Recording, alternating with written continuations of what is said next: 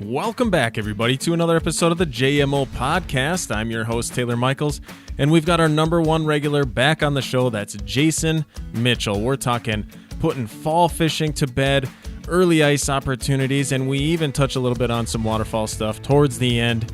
A lot of great takeaways in this week's podcast.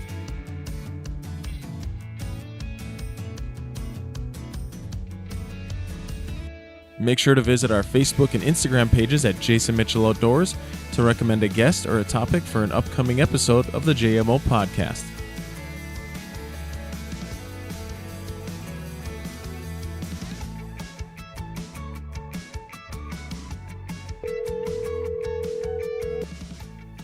Oh, yo, how's it going? good. Perfect, man. Say, Jason, here we are. This is kind of that's one of those special times a year where we're putting one season to bed and we're heading into another season. It's late fall.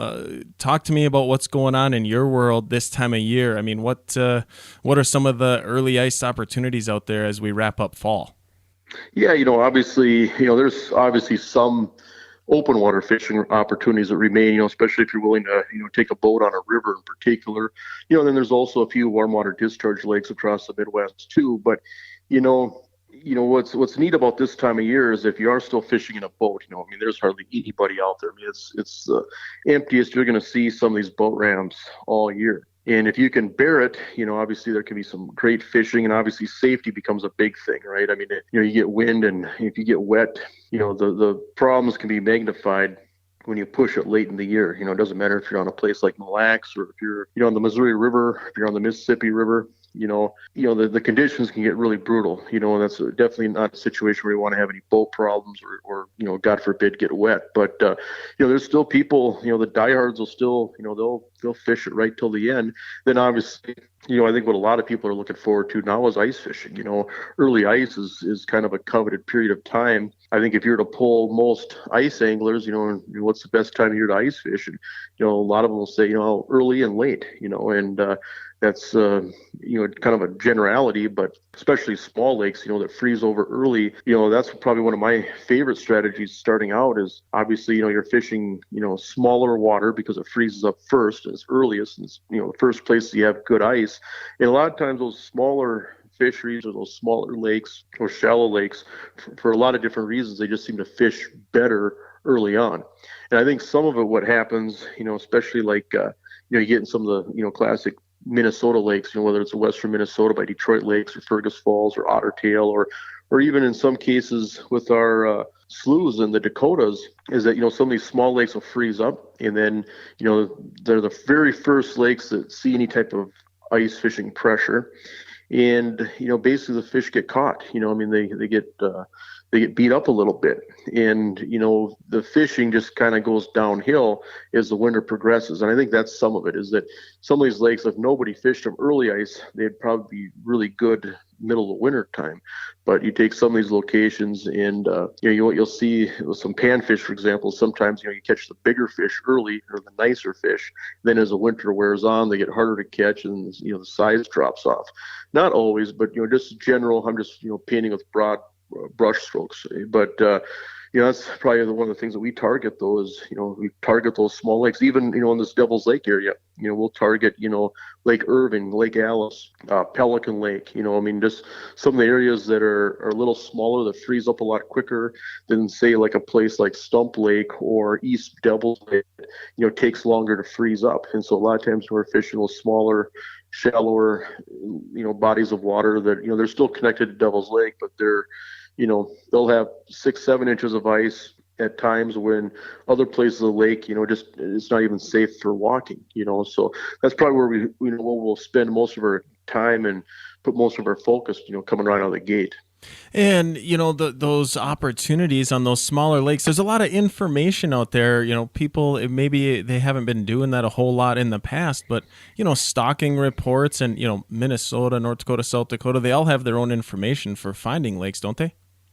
Absolutely. And like in North Dakota, you can look up every lake that's stocked. And typically, for a lake to be stocked, there has to be some type of public access, for the North Dakota Game and Fish Department to stock lake. And I think that pretty much rings true with every lake. Now, there are some lakes where, because of high water situation, where one lake will flow into another lake, and then a lake will get stocked because it comes into contact with a fishery that's being stocked, if that makes any sense.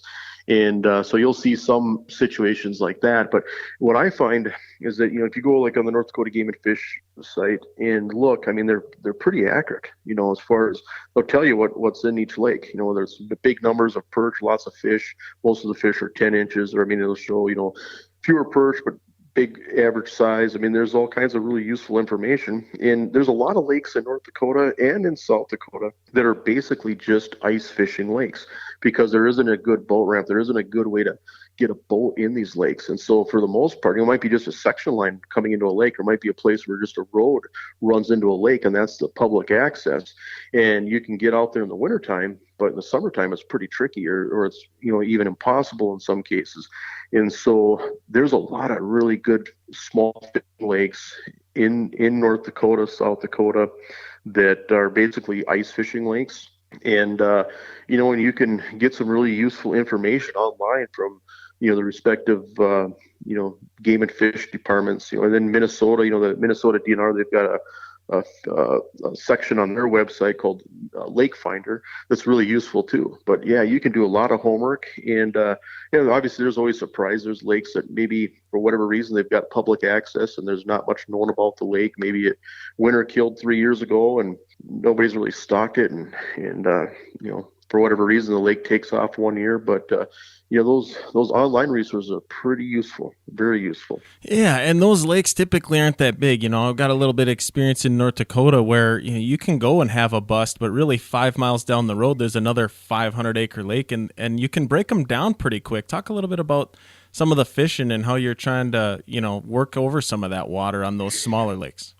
Yeah, I mean, ultimately you have to just go out there and try it, and you're going to go down some dead ends. I mean, you're going to try some lakes that you probably won't go back to for a long time. I mean, that's just part of it, and you have to be willing to put in that work. But I mean, that information online is so useful. I'm shocked that more anglers don't take advantage of that information, because it's pretty, I mean, from what I'm seeing, just from my own experiences, it's pretty useful and it's pretty accurate. And there's a lot of these lakes are dish bowl lakes, and so a lot of times I like to just start out on that old shoreline contour, where that old shoreline kind of reaches the basin of the lake, especially for perch. It doesn't necessarily take a long time to break down some of these small lakes. Obviously, you can miss fish. If you get too aggressive and move too quickly or give up too quickly, you got to put in the effort. But one thing that I found, and it might be just coincidence or whatever, but it seems like when you drill a hole on a lake and say you've never been on, it's a small slough, and say there's a good stocking report, a good report on the lake, where say the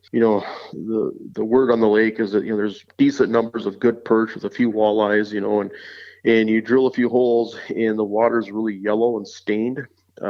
It seems like the fishing's a lot tougher. But when you drill a hole on some of these little lakes, or if the water has a smell to it, a lot of times it just seems like the fish are off. And if you drill a hole and you can see down the hole a little ways, or if the water's fairly clear and the water doesn't have that smell, usually it's a good omen as far as catching fish. Not always, but I would say 90% of the times when we get on a good bite, the water's definitely got a good color where it's just not so dirty. I mean, if you can only see down a couple of inches, which some of these sloughs, that's what it seems like. And some of it might be, I don't know all the reasons, but sometimes it might be from wind, where if you have a really strong winds right when the lake or slough freezes up, it might not hurt the fish, but it might make it really hard for them to see your lure. It might make the fishing tough, or maybe it might be something to do with, just plant decay and oxygen levels, and just things breaking down the water to really color and cloud the water. But if it's got like that yellow stained cloud where it almost looks like the broth from chicken noodle soup, I've never caught fish well in that kind of water. You usually want to have water that's just got a little bit cleaner, a little bit better visibility. It seems like where we're catching fish or finding fish. So that's one way I use to, one thing that look at when I'm exploring lakes that I've never been on and trying stuff is look at that watercolor. And, kind of that 1-2 punch, when we get through this, this early ice season with these small ponds quickly, you got bays on some of the bigger lakes and some of the more well-known opportunities. Talk about some of the, some of those bigger opportunities that you look forward to early on in each ice season. Well, yeah, then obviously you got Lake Audubon too. For whatever reason, Lake Audubon can freeze up fairly early. There's so many different little back bays and nooks and crannies, and there's places you can walk out, whether it's on the refuge side or up in like what we call 3 Mile Bay or up by the cabin sites, where you can walk out. And that's probably the thing too, is that on early ice, say first time I've been out there, usually I'm walking, I'm pulling a sled. It's foot power to get out there. Obviously, it behooves you to pick lakes or try to find places where if you can walk out 200 yards, 100 yards, 300 yards, and be in good areas where you have good opportunity to catch fish.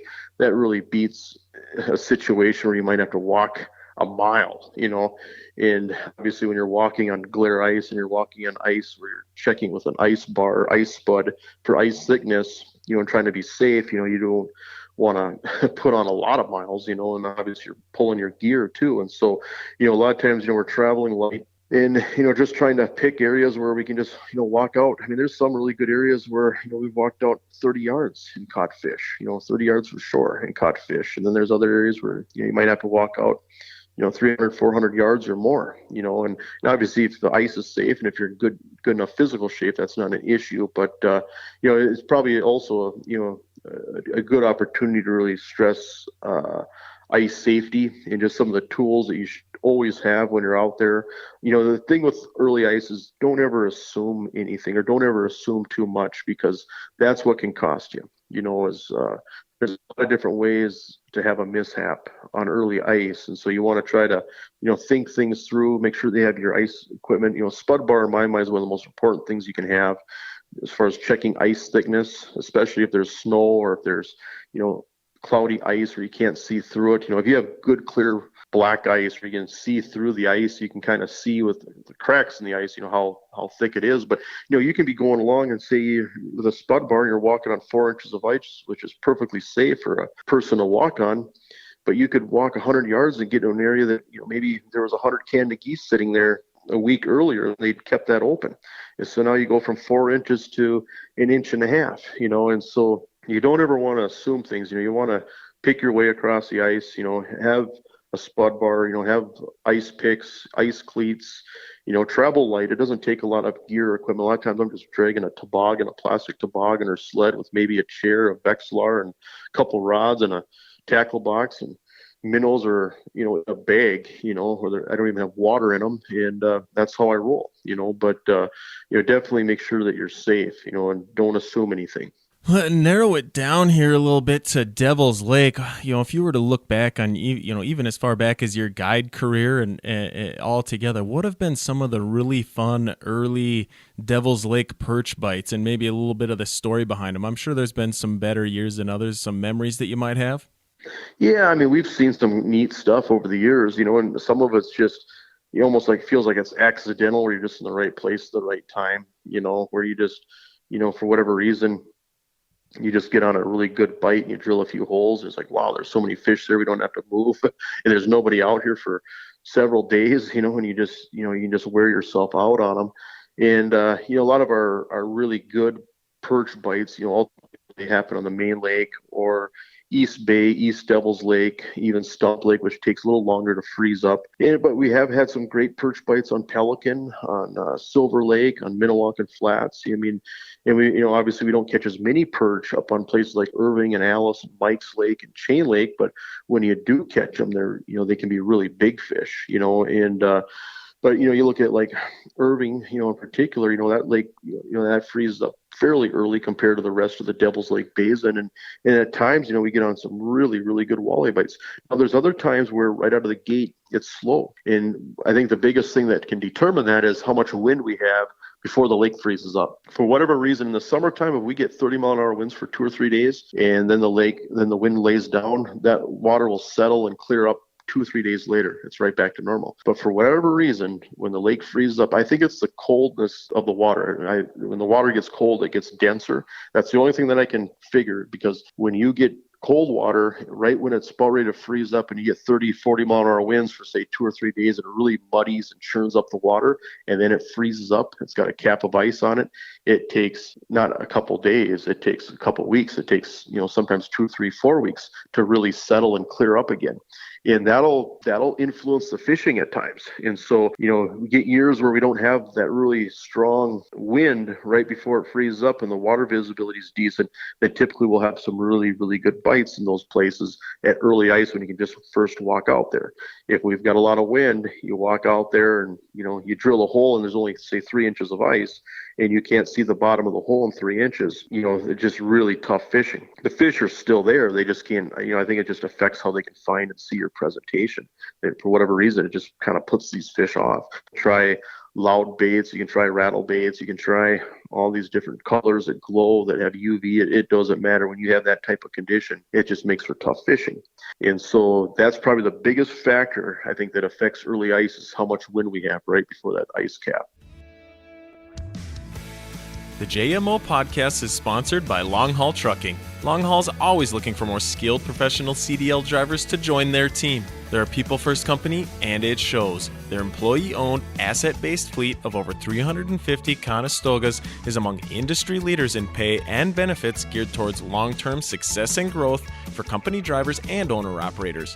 If you're a professional driver or a company that wants to ship product with the best in the business, get a hold of Long Haul at 1-800-255-5153 or find them online at longhaultrucking.com.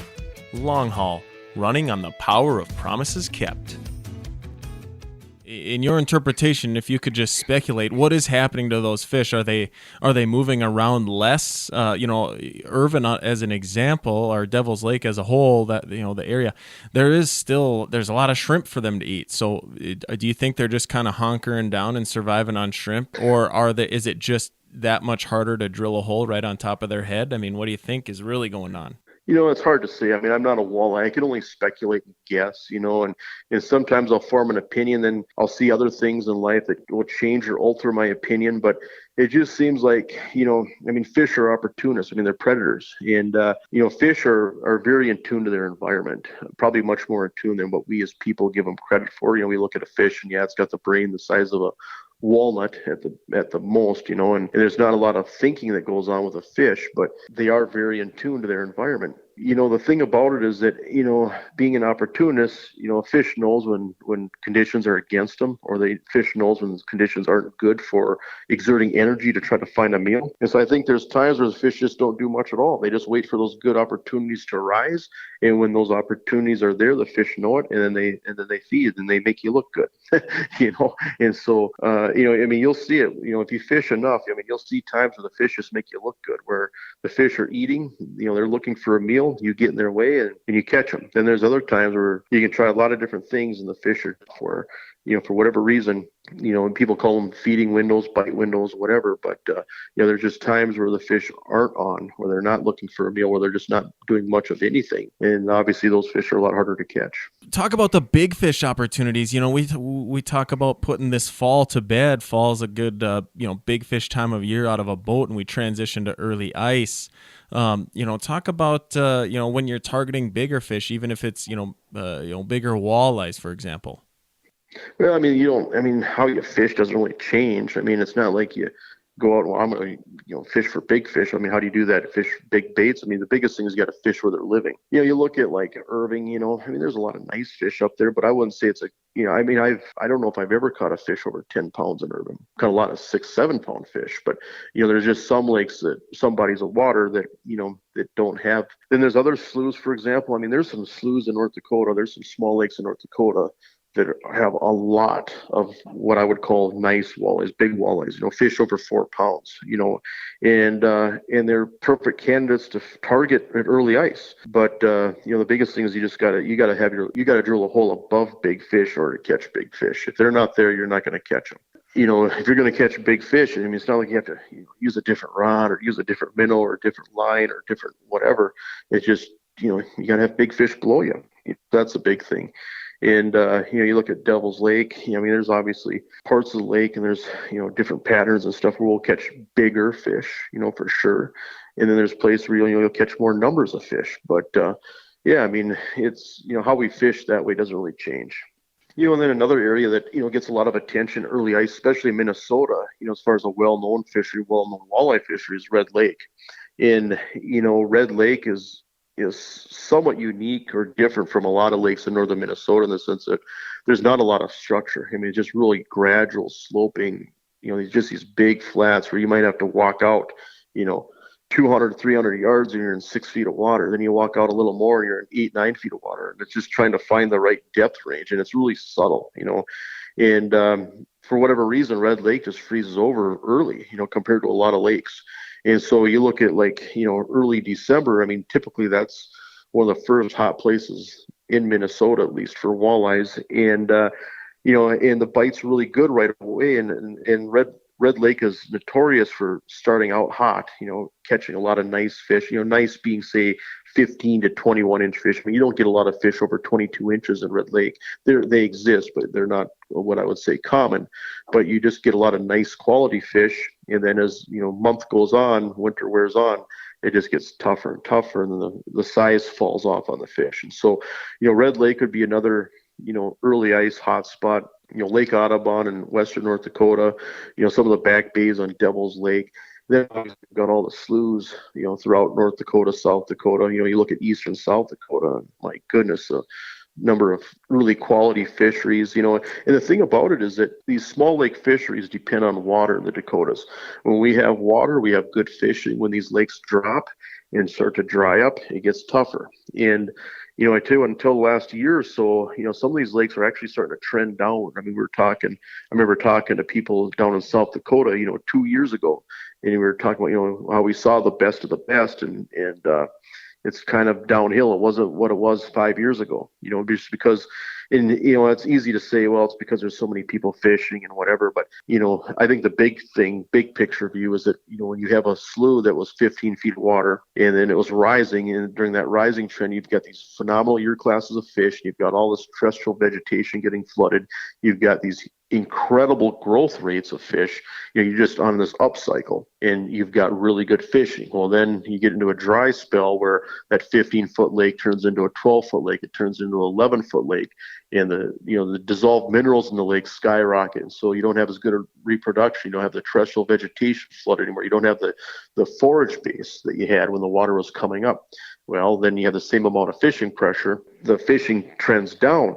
Well, guess what? The last year and a half or so, in North Dakota and South Dakota, we've been really wet in places, especially eastern South Dakota, where, we're starting to see that bump again. We're starting to see, these lakes starting to come up. And, when you have water, you've got good fishing. When you don't have water, it's really tough. I mean, it's, even in Devil's Lake, on places like Lake Irving, in Lake Alice, Mike's Lake, whatever, when the water is trending up, you get these, 3 to 7 pound pike. I mean, more pike than you could imagine. And they just had the most beautiful body condition. They were just fat, solid fish. Well, then when the water started to drop a little bit, it dropped a couple feet.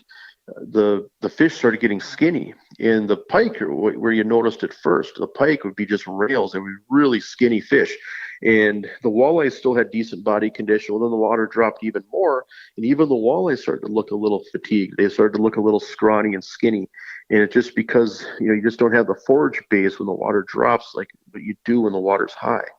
And now we've seen a little bit of bump in water. And I tell you what, it's amazing what it does for fishing, just for growth rates, reproduction. Everything is tied to that water cycle. There's no magic water level, right? It's not like, Devil's Lake's at a certain elevation, the fishing's good or fishing's bad. It's the trend. It's the big picture trend. I mean, the lake could be 10 feet lower than it is right now, but if it's going up every year, you're on a really good trend with everything regarding fishing. The lake could be 10 feet higher, but if it's dropping every year, you're going to have a tough trend, or a trend that, where you're not going to see the same type of fishing. And we've been pretty spoiled in our lives, so you wonder when the shoe's going to fall off. Oh yeah. Let's change gears here and get into a little bit of gear. What's some newer stuff for this year that you're really excited about? Maybe some new tackle, maybe some new rods, some new clothing. What's some cool stuff that you're really excited about utilizing this year right away, ice season?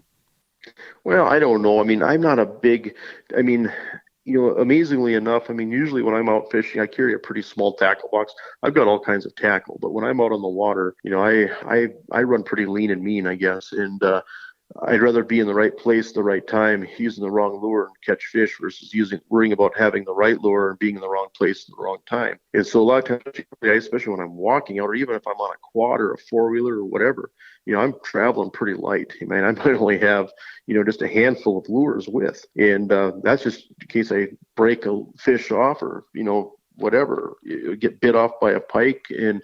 But with that being said, one thing that I really do like, especially for early ice, that I think it would behoove any angler to have is the flotation suits. It used to be back in the day where we wore Carhartts for everything, right? You wore Carhartts to work, you wore Carhartts when you fished, you wore the same Carhartts when you hunted, but now with ice armor, and there's other brands out there as well, but you get really warm outer shell, and basically for the same amount of money, you can get a flotation suit where the flotation is built into the suit, so you don't have to wear a life jacket over the top of your clothing, and that way, if you fall through, you're gonna be at the top of the hole for a while, And what's interesting is that just from the statistics that I've read is that people fall through and people die from falling through the ice. Usually, it's hypothermia; it's not drowning. Okay, and it takes a while to die from hypothermia.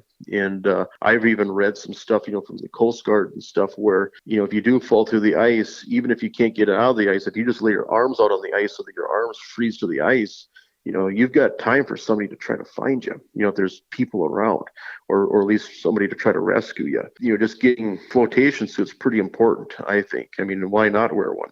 You never know. I mean, when a tragedy could happen, you don't plan on anything happening, but if it does happen, I mean, flotation suit's a big thing. And then, you can wear those same flotation suits out in the boat, when it's cold out early in the spring or late in the fall, and so in my mind, it's like, why wouldn't I wear a flotation suit? But you said, we talked about the ice gear, as far as ice safety, make sure you have a ice pick or a spud bar. Ice cleats can be a big thing because, I mean, the reality is you're probably more likely to get hurt by slipping on glare ice and falling and hitting your head than falling through. And so good ice cleats where you can walk on the ice without sliding and, falling down is a big thing. Ice picks, if you don't have ice picks, even just putting a screwdriver or something in your pocket so you can pull yourself out if something were to happen.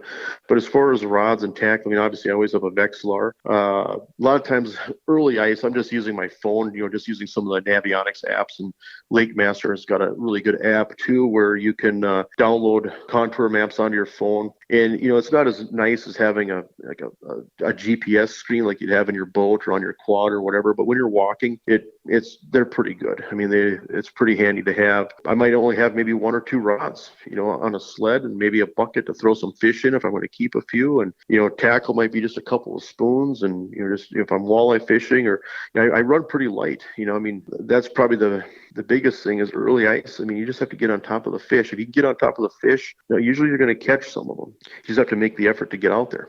Man, I love it. That's all such good information, because you look at a year like this where we've got this COVID and fishing license sales are way up, and we've seen so much more participation in the open water season. We can only imagine there's going to be, some carryover, and there's going to be a lot of people that are maybe new to ice fishing or novice ice fishermen that could really utilize that information. Anything else that comes to mind right away for maybe that crowd that's maybe going to be experiencing a little bit more ice fishing this year than ever before?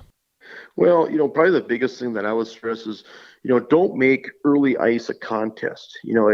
It breaks my heart every year when I hear about people, and usually they're young people, not always, but usually, where, somebody falls through the ice and they're, say, 18 years old, 20 years old.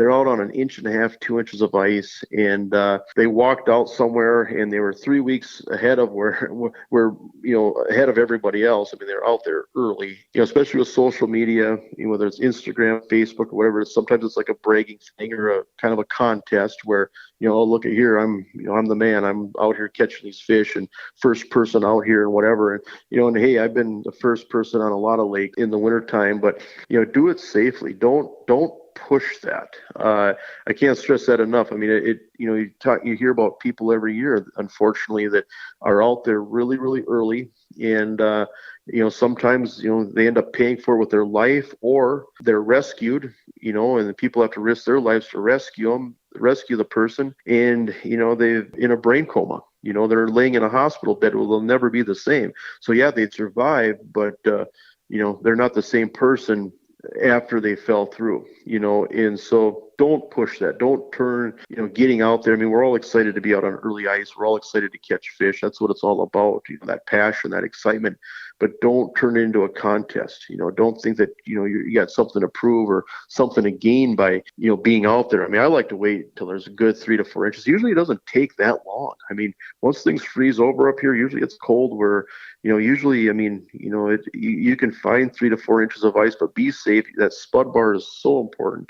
But don't push it on an inch of ice. Don't put an inch and a half, 2 inches of ice. I hear people say, oh, you can walk on an inch and a half of ice. Sure you can. When you're out setting out decoys or whatever, you can hardly break an inch and a half of ice, with your boot. I mean, you jump up and down on it, it'll crack, but it's hard to break through it, right? I mean, I get that, but the problem is that, you have an inch and a half of ice in one spot, and then you've got an inch over here, and you've got 3/4 of an inch over there where, again, some ducks or geese were sitting, and bad things happen. And so don't push it. I mean, wait until you get 3 inches of ice. Wait until you get 4 inches of ice. That's just a walk on. I like to have a good 6, 7 inches of ice to drive a quad on, and I like to have 13 inches to drive a pickup on, and make sure that I've got 13 inches. It floors me every year how where say I'll be out fishing, and I've done the homework where I've drilled holes and tested the ice and made sure that the ice was a certain thickness to, say, drive a quad out or whatever. And somebody that's never been to the lake before will just take their pickup or their quad and just drive right out to me without following the same route that I did. They're just oblivious to everything. And you think, wow, that's really, to me, it's really gutsy. You just drive right out to somebody you see fishing. Well, you don't know how heavy their vehicles, you don't know how much ice they're on. Maybe they're an idiot and they've got a 4-wheeler on 3.5 inches of ice. Now you're going to drive your 4-wheeler up to them and park it right next to them without drilling a single hole. Isn't that kind of amazing? Oh, I mean, man. to me it is. Yeah. And then when you are kind of pushing, or say you got a vehicle and say you got a truck on 11 inches of ice. Okay, yeah, 11 inches of good clear ice will usually hold up a vehicle. Okay, but then you've got another person that drives their pickup on the lake. What do? They drive right up and park next to the person that's already out there. And I've seen that happen where, so one of the funniest, and maybe I won't say dumbest, but there's times where people are scared to drive their vehicle on the ice, and so instead of parking on the shore and dragging their stuff across the shore, which is harder, I get it, it's harder to drag your stuff, they'll drive out on the lake and they'll park, say in 4 feet of water, 5 feet of water, 10 feet, 15 feet, 20 feet from shore, right? And then they'll unload their gear, then they drag their gear across the lake, and just so it's easier to unload their gear. Well, guess what happens then? Another person will pull up right next to them and do the same thing. And then pretty soon there's a third truck, and then there's a fourth truck. Then you come back and 3 of the trucks are in the water. I mean, I've seen that, Oh, yeah. And the ice thickness is probably the easiest information to get at a boat access. I mean, people probably won't always tell you what they're catching them on or where they caught them. But if all you got to do is ask somebody coming off the lake how much ice is out there, usually people are pretty honest. Well, I would sure hope it's something like that. But even then, don't assume, right? So what if they drove across their route? They didn't check the ice thickness everywhere. They just drove out in the lake. They drilled 2 holes, put up a fish house, and where they're at is 12 inches. Okay, fine. But, maybe the bay they were on froze a week, 2 weeks before where you're planning on going, and where you're planning on going is completely different. So don't assume anything, I mean, be diligent in that regard, and be diligent on your own account. So. I want to ask you something here as we get into the back half of this. You've mentioned it a couple of times, where waterfowl keeps it open. We talked about it in shows past, how you had a lengthy career guiding waterfowl. here we are in October. We're kind of getting deeper into the waterfall season. Do you have anything for the waterfall hunters? You got any good memories, any tips and tricks for kind of as we get into this transition time with migrating birds in the waterfall world? Well, obviously scouting, right? I mean, you got to be where the birds want to be. And, as you get later and later a lot of the stuff freezes up, the place where these birds are roosting, it kind of gets narrowed down. It's kind of a famine deal. I mean, around here, we'll have some ducks that'll sit on Stump Lake and East Devils Lake and 6 Mile Bay, late into the year, whereas a lot of the smaller lakes will be frozen solid. There won't be any birds sitting on those locations anymore. And, it's funny, for whatever reason, the birds will just pick a lake and they'll keep it open. They'll keep it open as long as they can. And then obviously I don't know. I mean, I wouldn't advocate hunting water in that type of situation. Obviously, if you do, you're going to blow the roost and you're not going to have any birds to hunt the next day. But also it's extremely dangerous to be hunting big water when there's just you got to break ice and you just have a patch of open water that the birds are keeping open. To me, that's just sketchy. But with that being said, field hunting, usually a lot of times it's corn, not always, but it's just a matter of getting permission, to hunt where the birds want to be. And obviously, some of the best snow goose hunts in particular, typically happen in November.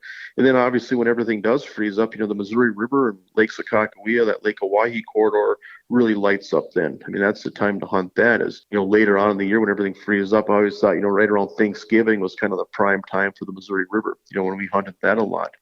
Birds are just coming off of the sandbars on the river and, going out to field feed. Again, it's either corn or sometimes durum or wheat, sometimes peas. Late in the year, we'd even see geese using sunflowers, but yeah, I mean, it's all about scouting. The birds aren't going to be everywhere. And and a lot of times it's about, getting the permission. Sometimes you're on one side of that coin or the other. I mean, sometimes all the birds are using one cornfield and farmer tells you no, and all you can do is sit and watch, but other times, it's surprising how receptive people are when you do ask them.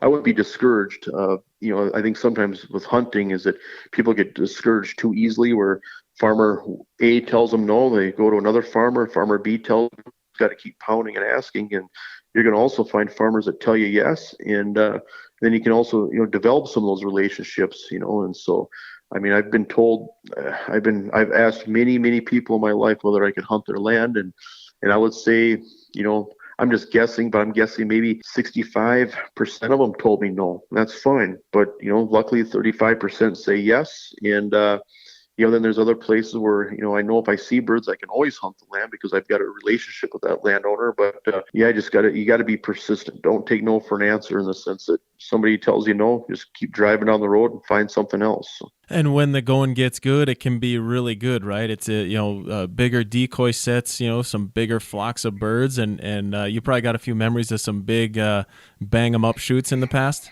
Oh, absolutely. You know what? I mean, yeah, big decoy spreads. And we ran big decoy spreads a lot when we were guiding just because it was easier to hide several hunters. If you get 5 hunters plus yourself, you're not going to hide 6 hunters with 60 decoys. So we ran big spreads more so from a concealment standpoint. And yeah, there's times where, big spreads are definitely an advantage. But, you don't need a lot of decoys, especially if you're hunting by yourself or maybe 2 people. A lot of times you can get by with small decoy spreads. Again, if you're in the right place at the right time, you don't need much. I mean, the birds are coming to where you're going anyways, right? I mean, if you've done your scouting and if you're where the birds want to be, they're going to be in that field whether you're there or not. And, you don't need a lot of decoys in that situation. Even, on the Missouri River, with the Canada geese, those graders that come out of Western Alberta, I think they're Western Prairie Canadas, they're called, they're about a 10-pound bird. They're a greater goose, and with the big Canada geese, you don't need a lot of times you don't need big spreads for them either. I mean, you can get by with 3 dozen decoys a lot of times, if you're in an area where the birds want to be. If you got good concealment, that's probably the biggest thing. I would say concealment's way more important than how many decoys you're using. I love it, man. That's great information. What maybe we could wrap this up. Do you know exactly what the TV schedule is going to be here? No, but we just started running our ice fishing stuff again here middle of October, and I tell you what, obviously, we've got a little ways to go until we'll start filming new ice episodes, but it's funny, you start airing ice episodes end of October, first part of November, and people are ready for ice fishing. I mean, it's amazing how excited people get when we start airing our new ice episodes. And so we'll be airing ice episodes, all the way through to the end of the year, and we'll be obviously pounding the road and filming a lot of new stuff here too as winter develops. But yeah, I mean, it's an exciting time of the year. Obviously, there's a lot of stuff happening in the fishing industry. We're hoping that it carries over into the ice fishing industry. We're hoping that people that have embraced fishing over the last year because of some of the COVID-19 stuff, we're hoping that, they can find the right mentorship, find some success, and become stewards of the resource and ambassadors for the resource. Some people get worked up and they don't want to see anybody fishing a lake but themselves. And it's kind of a small-minded, selfish way of thinking. I mean, I've got my secret spots too that I don't want to tell anybody about, but if I see somebody else out there, they're out there for the same reasons that I am. I might not advertise it, but it's good to see other people fishing. But what happens when you do have people fishing and there is that interest and you have more people fishing is that you have more support for that resource. You have more dollars, you have more funding. It just goes right up the chain. Game and Fish Department's got more money to try to build more boat ramps and to create more accesses. You've got more Pittman-Robertson tax dollars coming into these states, where they can do more. The trouble isn't having too many fishermen or too many hunters. The trouble is when you don't have enough. That's a real problem, and so a lot of this stuff that's happening, where we're seeing, high participation. Even with the hunting, with the Canadian borders being closed this fall, we're seeing way, way, way more people in North Dakota duck hunting that would have went to Canada. Obviously, that creates some challenges. I mean, it creates some frustrations because, there's too many hunters and not enough ducks. But that's a problem we can figure out and work around. The problem is when you don't have any hunters. You look to the east. I mean, there's a lot of places that used to have a lot of hunters. There's places that used to have high, hunter participation. That tradition, that history is gone. Reason being, you don't have any hunters. When you don't have any hunters, that's when the real problems begin. When you don't have any fishermen or ice fishermen, that's when the real problems begin. And so, we just gotta, with this increase of participation, we just gotta, I think the biggest thing is just mentor these people that are new to it. Get them the information so they can be safe, they can be successful, they can also be courteous. There's maybe a code of ethics and maybe some behavior that's expected from hunters and anglers, as far as how to treat each other. Make sure that people have that information, they get mentored the right way, and I think it's all good. I love it, man. I think that's exactly where we should end it. Great message, awesome information. Anything else that just pops into your head, throw it out there, but I'm good, man. I'll let you back to it. All right, sounds good. Awesome, man. We'll talk to you. You bet. And thank you all for following along on another episode of the podcast. If you're following on YouTube, Spotify, Stitcher, or Apple Podcasts, make sure to like, subscribe, share with your fishing friends, and head over to our social medias on Facebook and Instagram at Jason Mitchell Outdoors, where you can recommend a guest or a topic for an upcoming show.